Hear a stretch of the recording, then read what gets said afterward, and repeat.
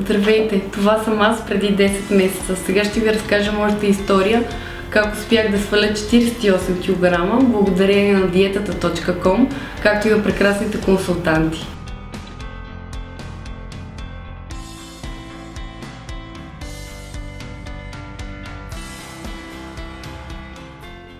Преди да отслабна бях 105 кг. Чувствах се и бях тромава. Задъхвах се при най-малкото физическо усилие. Чувствах се грозна, без самочувствие. Притеснях се отида на басейн, да се съблеча по-бански. Имах чувството, че всички ме гледат мен и ми се подигарават. Чувствах се грозна, чувствах се непълноценна. Преди да започна 90-дневната диета, попаднах на едно предаване, в което се говореше за болестите при наднорменото тегло, като инсулт, рак, диабет и много други. Погледнах двете си прекрасни деца и реших, че не мога да им причина майка им да се разболее, да гледат болната си майка, а аз да не мога да се грижа за тях. Не мога да допусна те да тръгнат по моя път и да рискувам тяхното здраве. Коя майка не иска децата да са им здрави? А как да накарам децата си да дадат броколи, докато аз ям чипс? Мотивираха ме през цялото време те, тяхното здраве, както и моето, за да мога пълноценно да се грижа за тях.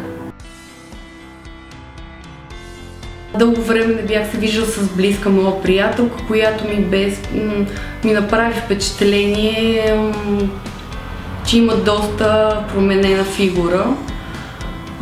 Попитах я тогава с какво е постигнал този перфектен резултат. Тя ми сподели за 90-дневната диета, но аз бях скептично настроена, тъй като бях правила многобройни диети, в които се гладуваше, а като разучих 90-дневната диета, при нея не се лишаваш от абсолютно нищо. Благодарение на dietata.com, както и на консултантите, те ми определиха количеството, което определено ми стигаше, тъй като бе изчислено спрямо моите нужди и моите килограми.